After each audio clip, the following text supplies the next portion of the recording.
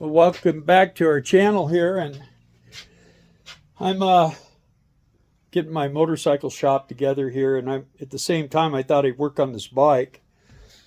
And I got to be honest, I've been working on bikes for a long time, and I think you'd absolutely have to be ashamed of yourself if you own this bike. I mean, the bike runs good. It's going to run a whole lot better when I get done with it here, but I just want you to see something.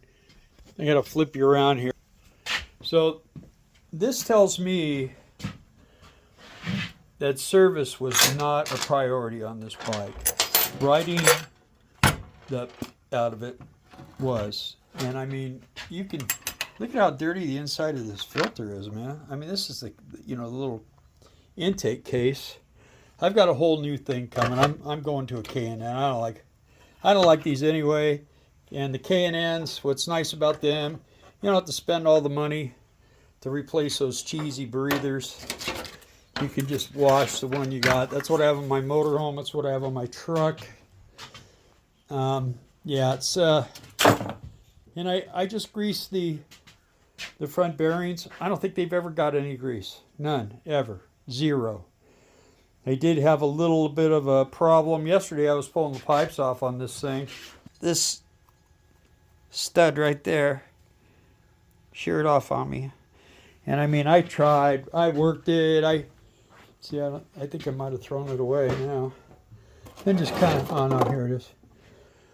I mean, the other ones, I lubed. I used some of that deep creep. And I sprayed it real heavy, and then I just worked it back and forth real easy. And this one here just went, eep, bam, it snapped. There was nothing I could do about it. So I got new studs coming, and I got some left-handed drill bits coming.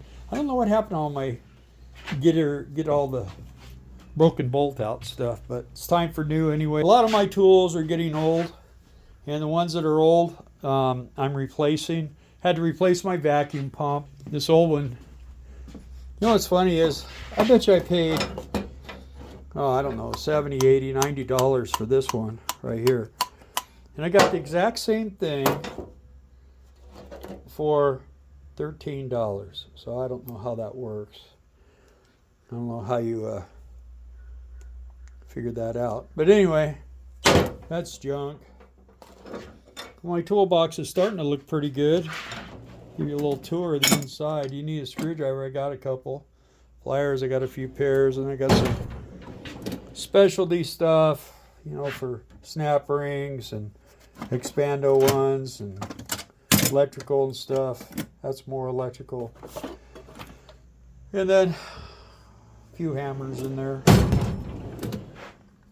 Those are my Allen wrenches, tie straps, a few chisels and files.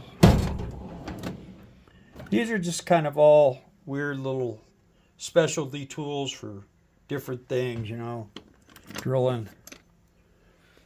Like the bushings on the older bikes, that's for oiling. Cam gear tool for getting the cams off. Yeah, just a lot of special little tools that kind of make things a little bit easier. This I made. This is an old car shackle. I've already done this to my bike. This is an alignment tool for the rear. And what you do is you go to the center of the axle, and then you come up here to the center of the swing arm, if you can see that, right there. And you do that on both sides. This thing was way out. I mean, it was way out. It's an old carburetor tool for adjusting carburetors. Let's see. And there's just a bunch of driver stuff in there, different stuff like that. And then down here, timing lights, torque wrenches, some body puller stuff, impacts, special drills, steering wheel pullers. Let's see what I got up here. Some of these drawers I haven't even started on, but I got a bunch of hole saws, rivet gun. This is for when you go take the wheels off, protects your wheels from getting scratched. This is a tap and die set. Other little goodies, air nozzles. And then this is all my extensions and ratchets. These are all my open ends. These are all American. I even have, I don't know if you've ever seen this, but these were a gift to me. Harley Davidson wrenches. I think they're made by either Snap-on or Matco, one of the two. And then these over here, different kinds of little. See, I always have. This is a trick you want to have. This is an SK, which is a good wrench. Okay. Let me see if I got something here. Yeah. This is Chinese. Okay. You never know when you're going to have something where you just can't get in there, and you don't want to spend 4 freaking hours tearing something down to put it back together because you can't get to a bolt or something. And those Chinese tools, you fit them, they fit real good on that vise, and then you take one of them hammers in that drawer down there and you pound on them suckers till you get the shape you want, because buying specialty tools like that, like these little wrenches, they don't look like much, but they cost big money. This is a special tool right here. This is for taking the bolts out on a shovel head or a pan head. Here's Motorcycle 101. I'll set you up here. Hopefully you can see me. Oh, here, I'll do it over here. You don't have to really look at the bike. Anyway, the difference between a car and a motorcycle is working on them is when you're working on a motorcycle and you get ready to take a bolt out. On a car, most people will take it, and if they got to really push on something, they'll open their hands in case that wrench slips. The wrench goes flying and it doesn't hurt your hand. When you're working on a motorcycle, you wrap your hand around that wrench so that if it slips, it hits your hand and you protect the motorcycle. You don't know how mad people can get until you damage their motorcycle. Learned that a long time ago. And let me see, I'll flip you back.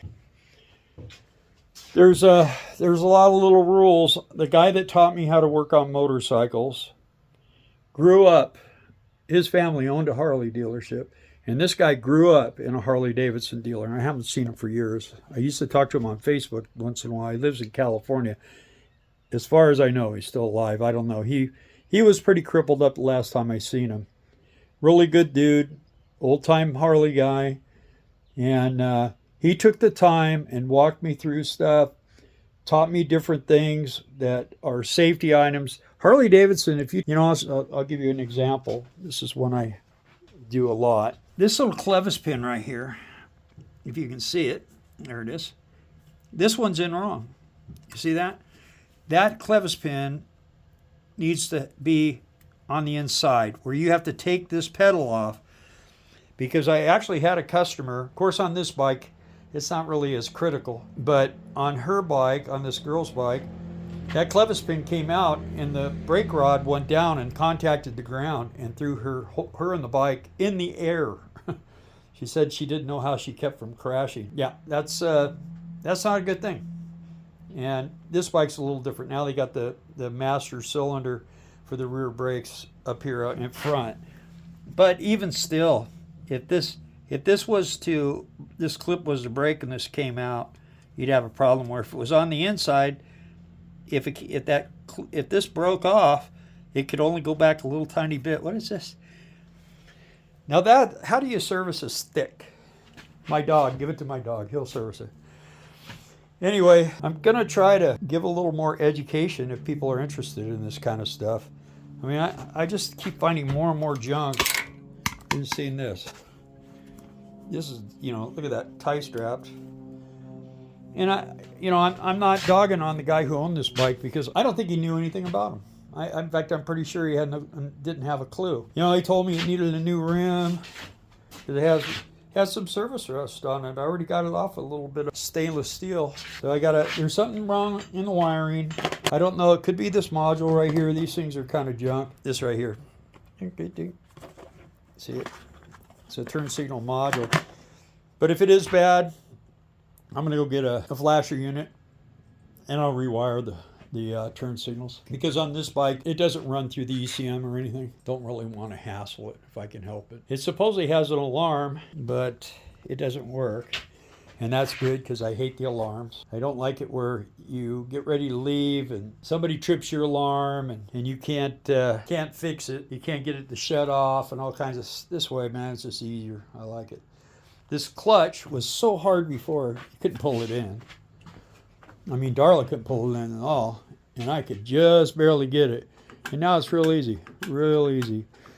Secret is a little 3-in-1 oil down the cable and knowing how to adjust the clutch. This clutch was so far out. There's this centerpiece here. You back this nut off, and then you loosen that cable up there as loose as it can be, so you got a lot of play in the handle. And then you drive the center all the way in as far as it goes till it bottoms out, and then you back it off about half a turn, and then tighten that nut down. This will get better and better as time goes on once that oil keeps working on that cable. Doing that, I'm going to put new brakes on it. Brake pads are pretty much crap. I don't want to destroy the rotor. I am going to change the handlebars and the risers. I'm going to put 16-inch ape hangers on it, new grips, and I'm going to move these turn signals probably down here somewhere, down in this area. And I don't really like turn signals, but as you get older, start getting a little more into I had a lot of bikes that never had any turn signals. A lot of them barely even had any lights. Nowadays, I think it's a lot better for longevity to have a lot of lights on a bike. Not a light. What I like to do is I like to take these front turn signals and put them on the back, because when you turn your headlights on, those always stay on. And then when you hit your turn signal, they get brighter. Well, what I'd rather have is 3 lights in the back and then turn signals on either side. They make a kit where you can make them with their brake lights, turn signals, and just regular driving lights. But I prefer simplifying things and just have turn signals, driving lights, and then just have turn signals in the front with a headlight. That's all you really need. Well, welcome back. Still working on this old Harley, man. I'll tell you, I've seen a lot of bikes, but I've never seen any that were quite this unserviced, to tell you the truth. I took the exhaust off. Flip you around here so you can see what I did. These are the nuts. And what happened is I sprayed it with this deep creep here. There's a train. Every time I do a video, that's all I got to do to get a train to drive by is do a video. Here's all the cables. I'm trying to size everything up. I'm putting 16-inch ape hangers on this with the short riser, little 2-inch riser, and I got new exhaust, which is going to be a lot quieter. I used to be all into the noise, and then I wasn't. So anyway, I ordered these. These are left-handed bits, and then these are some easy outs. This little stud right here sheared off, broke off, and I was working it back and forth real gently, and that's how I got all the rest. The rest came off, but it took me a long time to get them loose, and this one started feeling a little weird, so I stopped. I mean, I hadn't even gone 1/8 of a turn on the wrench, so I stopped and I lubed it up real good with that deep creep. And a little while later, I went back. I just kept working it back and forth, and I kept spraying it. And I went to do it one time, and it just snapped. I thought I kept that thing, but I threw it away, I guess.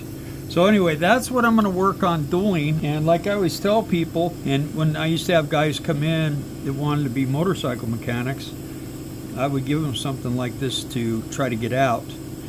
And I'm not going to lie to you, it's very, very difficult to get these things out. No doubt about it. But you just got to take your time and see what you can do. So if I get this out, we're going to put this video out. If I don't, I'm just going to lay around and cry for a few days, because I might have to pull this head off. And I don't want to take this motor apart. I don't think it's ever been apart. It probably needs it. It's real dirty. I'm going to clean it up. And all this is peeling. Big old chunk. When I pulled these little covers off here, I got to get these oil lines out of the way so that I can I can get in there. I have this special little drill right here. That's why the air compressor's on. It's a 90 to get into places like that because my other drill won't fit. And I want to get a nice, that's a secret, you got to get a nice straight shot because if you're in an angle, you're done. So that's what we're going to do. So I'm going to get these oil lines off. I'm waiting for the air pressure to build up. I got to blow air around this and get all this dirt out of here. There's dirt everywhere on this thing. It's horrible. And it needs to be washed, but what I want to do is I want to get it taken apart. And then I'm going to take it outside and I'm going to scrub it and get all this mud and everything off of it. And then I'll bring it back in, and hopefully by then I have handlebars and stuff and I can start putting it back together. So that's where we're at the moment. So hang in there, guys. We'll get back. So I'm trying to punch a hole here in the center of this without damaging the oil tank any worse than it already is. I actually found the part I was talking a minute ago. This thing was just locked up, man. And I put it in the vise. You can see where I had it in the vise. And I oiled it real good and tried to get that off. It still wouldn't come off. So that's no good. And it broke off in there. So now this is where the fun part begins, because we got to try to see if we can get this so that I can get a drill to start in there. I bought left-handed drills because sometimes if you get it really straight and you're not destroying the threads in there, I think that'll do it. Let me try the grease gun. Look at that, isn't that cool? You never see me use this, huh? I actually bought this. The guy wanted 65 bucks and I offered him 30 and he said, okay. So I got it for 30 bucks. And I mean, these are pretty expensive little boogers.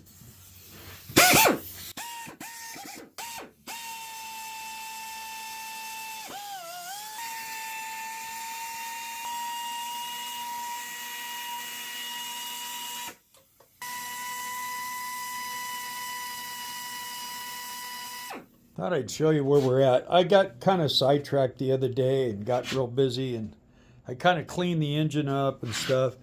But I did get that bolt out, and actually I had to use a tap to clean it up. But it's the new studs in there. It's locked in nice and tight.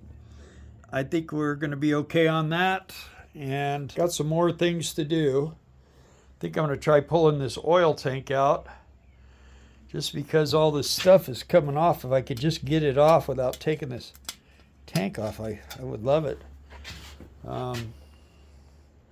Anyway, I don't know what the deal is. I heard a couple of different stories why it does that, but we're gonna do the best with it, do what we can.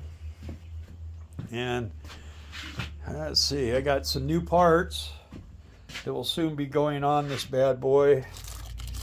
Turn signal mounts for go around the front tubes. Exhaust gaskets. These are for the bushings for the risers. There's new pipes right there. There's a kit to install it. I got some rubbing out to do on this fender. Try to get this thing looking all nice and clean. And, oops. And as soon as I get the handlebars, we can figure out how long the cables have to be. So that's what we're messing with, kind of here. And I got to figure out why the turn signals and headlights aren't working, but I probably have to put it back together so I have everything wired up so I can do it. We'll be getting into things a little more. It just, when it rains around here, man, it pours really bad. Our refrigerator went out again. This is the 6th time in 15 years that our refrigerator on that motorhome's gone out. And I keep rebuilding it, putting new cooling units on it, and I've had enough. So we're going to replace the whole refrigerator. So we'll probably be doing some filming on that. That'd be a guarantee. But anyway, this bike's coming along good.